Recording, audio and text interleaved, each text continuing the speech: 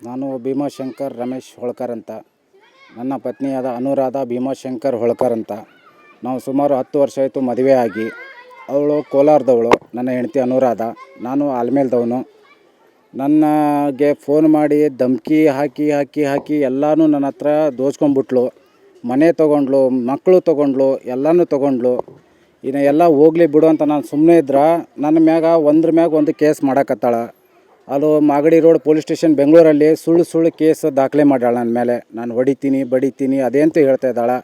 ನನ್ನ ಒಬ್ಬನ ಮೇಲೆ ಅಲ್ಲದೆ ನನ್ನ ಅಕ್ಕ, ನಮ್ಮ ಫ್ಯಾಮ್ಲಿ ಮ್ಯಾಗೆ ಅವಳು ತುಂಬ ಆಟ ಆಡ್ಸ್ಲತ್ತಾಳ. ಯಾಕಂತ ಕೇಳಕತ್ರ ನನ್ನಿಂದ ಕಂಚಗಾರ ಅದನ್ನ PSI, ನೀನು ಏನಾರ ಮಾಡಿದಿ ಮಗನೇ ನಿಂದು ಬೇರೆನೇ ಆತದ ಅಂತೇಳಿ ನನಗೆ ಧಮ್ಕಿನೂ ಹಾಕ್ತಾಳೆ. ಯಾಕೆ ಈ ಥರ ಮಾಡಿ? ನನ್ನ ಬೇಡಿಕೆ ಏನಿಲ್ಲ ರೀ, ನನ್ನ ಮಗ ಬಂದನ್ರಿ. ಈಗ ನನ್ನ ಮಗನಿಗೆ ನನ್ನ ತಾಯಿಗೆ ಜೀವದ ಬೆದರಿಕೆ ಆದ್ರಿ. ನನ್ನ ಮಗ ಅವ್ರ ಅಮ್ಮನ ಹತ್ರ ಹೋಗಂದ್ರು ಹೋಗಂಗಿಲ್ಲ. ಯಾಕಂದ್ರೆ ಅವ್ನಿಗೆ ತುಂಬ ಟಾರ್ಚರ್ ಕೊಟ್ಟಾರೆ ಅವರಿಬ್ಬರು. ಅವನ ಹೆಸರು ಮನೋಹರ್ ರಾಮಚಂದ್ರ ಕಂಚಗಾರ, ಬಾಗೇವಾಡಿ PSI ಟೌನ್ದಲ್ಲಿ ಇದ್ದಾರೆ ರೀ, ಸಿವಿಲ್ ಆಗಿದ್ದಾರೆ ಅವರು. ಅವ್ರ ಜೊತೆ ಸಂಬಂಧ ಇಟ್ಕೊಂಡು ನಮ್ಗೆ ಈ ಥರ ಧಮ್ಕಿ ಹಾಕ್ಲಕತ್ತಾಳ್ರಿ. ನೀ ಏನು ನಂದೇನು ಕಿತ್ಕೊಳಕ್ಕಾಗಲ್ಲ ಅನ್ನತ್ತ ಹೇಳ್ಯಾಳ್ರಿ. ನಾ ಎಲ್ಲರ ಹತ್ರನೂ ಹೋದೆ, ನನಗೆ ಎಲ್ಲಿಯೂ ನ್ಯಾಯ ಸಿಗಲಿಲ್ಲ. ಅದಕ್ಕೋಸ್ಕರ ನಾನು ಮೀಡಿಯಾ ಮಾಧ್ಯಮಗಳಿಗೆ ಬಂದು ಭೇಟಿಯಾಗಿ ಇದು ಇಂಟರ್ವ್ಯೂ ಕೊಡೋಕ್ಕೆ ಇದು ಮಾಡ್ತೀನಿ. ಕಂಪ್ಲೇಂಟು ನಾನು ಕೊಟ್ಟೀನಿ ರೀ. ನಾನು ಆಲ್ಮೇಲ್ದಾಗ ಆಲ್ರೆಡಿ ಅವಳ ಮ್ಯಾಗ FIR ಮಾಡೀನಿ ರೀ. ಅದಾದಮೇಲೆ ಅದಕ್ಕಿಂತ ಮೊದಲ SP ಅವ್ರ ಹತ್ರ ಹೋಗಿದ್ದೆ. ನಾನು ಇದೇ ಬಿಜಾಪುರ SP ಹತ್ರ ಹೋಗಿದ್ದೆ. ಅವರು ಸರ್ ಈ ಥರ ಆಗಿದೆ, ಹಿಂಗೆ ನನಗೆ ಧಮ್ಕಿ ಕೊಟ್ಟಿದ್ದಾರೆ, ಹಿಂಗಾಗಿದೆ ಅಂತ ಹೇಳಿದಾಗ, ಏನು ಮಾಡೋಕ್ಕಾಗಲ್ಲಪ್ಪ, ನೀನು ಕೋರ್ಟಲ್ಲಿ ಏನಾರು ನೋಡ್ಕೋ, ಇದು ಸಮಸ್ಯೆ ಬೇರೆ ಆಗ್ತದ ಹಿಂಗೆ ಅಂದ್ರೆ. ಸರ ಹಿಂಗೆಲ್ಲ ಇದಾದರೆ ಹೆಂಗೆ ರೀ ಸರ್ ಅಂತ ಕೇಳಿದೆ.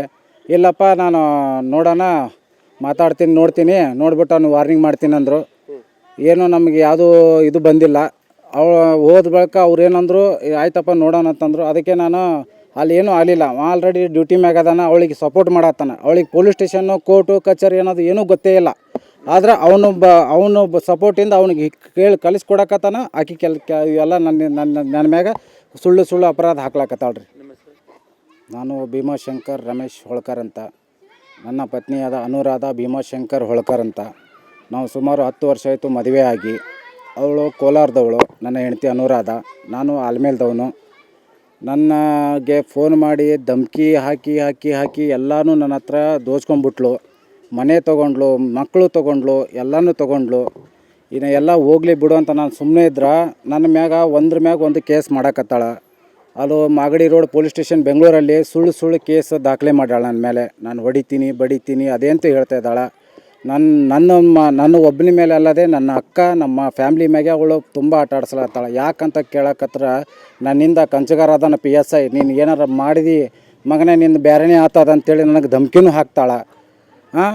ಯಾಕೆ ಈ ಥರ ಮಾಡಿ? ನನ್ನ ಬೇಡಿಕೆ ಏನಿಲ್ಲ ರೀ, ನನ್ನ ಮಗ ಬಂದನ್ರಿ. ಈಗ ನನ್ನ ಮಗನಿಗೆ ನನ್ನ ತಾಯಿಗೆ ಜೀವದ ಬೆದರಿಕೆ ಆದ್ರಿ.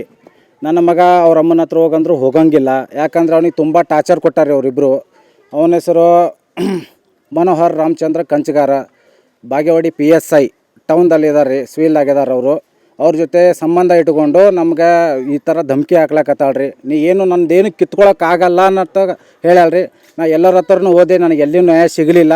ಅದಕ್ಕೋಸ್ಕರ ನಾನು ಮೀಡಿಯಾ ಮಾಧ್ಯಮಗಳಿಗೆ ಬಂದು ಭೇಟಿಯಾಗಿ ಇದು ಇಂಟರ್ವ್ಯೂ ಕೊಡೋಕ್ಕೆ ಇದು ಮಾಡ್ತೀನಿ. ಕಂಪ್ಲೇಂಟು ನಾನು ಕೊಟ್ಟೀನಿ ರೀ. ನಾನು ಆಲ್ಮೇಲ್ದಾಗ ಆಲ್ರೆಡಿ ಅವಳ ಮ್ಯಾಗ FIR ಮಾಡೀನಿ ರೀ.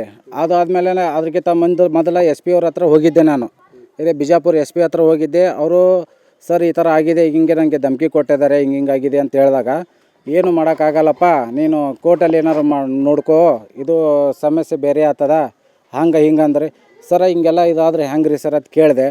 ಇಲ್ಲಪ್ಪ ನಾನು ನೋಡೋಣ, ನೋಡ್ತೀನಿ, ನೋಡ್ಬಿಟ್ಟು ಅವ್ನು ವಾರ್ನಿಂಗ್ ಮಾಡ್ತೀನಿ ಅಂದರು. ಏನೋ ನಮಗೆ ಯಾವುದೂ ಇದು ಬಂದಿಲ್ಲ. ಹೋದ ಬಳಿಕ ಅವ್ರು ಏನಂದರು, ಆಯ್ತಪ್ಪ ನೋಡೋಣ ಅಂತಂದರು. ಅದಕ್ಕೆ ನಾನು ಅಲ್ಲಿ ಏನೂ ಆಗಲಿಲ್ಲ. ಆಲ್ರೆಡಿ ಡ್ಯೂಟಿ ಮ್ಯಾಗ ಅದಾನ, ಅವಳಿಗೆ ಸಪೋರ್ಟ್ ಮಾಡತ್ತಾನ. ಅವಳಿಗೆ ಪೊಲೀಸ್ ಸ್ಟೇಷನ್ನು, ಕೋರ್ಟು ಕಚೇರಿ ಅನ್ನೋದು ಏನೂ ಗೊತ್ತೇ ಇಲ್ಲ. ಆದ್ರೆ ಅವನು ಸಪೋರ್ಟಿಂದ ಅವ್ನಿಗೆ ಕಲಿಸ್ಕೊಡಕತ್ತಾನ. ಆಕೆ ಇವೆಲ್ಲ ನನ್ನ ಮ್ಯಾಗ ಸುಳ್ಳು ಅಪರಾಧ ಹಾಕ್ಲಕತ್ತಾಳ್ರಿ. ನಿರ್ಭೀತ, ನಿಷ್ಪಕ್ಷಪಾತ, ವಿಶ್ವಾಸಾರ್ಹ ಸುದ್ದಿಗಳಿಗೆ ಮತ್ತೊಂದು ಹೆಸರಾಗಿರುವಂತ ನ್ಯೂಸ್ 18 ಕನ್ನಡ ಈಗ ಆಪ್ನಲ್ಲೂ ಲಭ್ಯವಿದೆ. ದಯವಿಟ್ಟು ಇಲ್ಲಿರುವ QR ಕೋಡ್ ಅನ್ನ ಸ್ಕ್ಯಾನ್ ಮಾಡಿಕೊಂಡು ಆಪ್ ಅನ್ನ ಡೌನ್ಲೋಡ್ ಮಾಡೋದಕ್ಕೆ ಮರಿಬೇಡಿ. ನಿಮ್ಮ ಬೆಂಬಲ ಹೀಗೆ ಸದಾ ನಮ್ಮೊಂದಿಗಿರಲಿ. ಧನ್ಯವಾದ.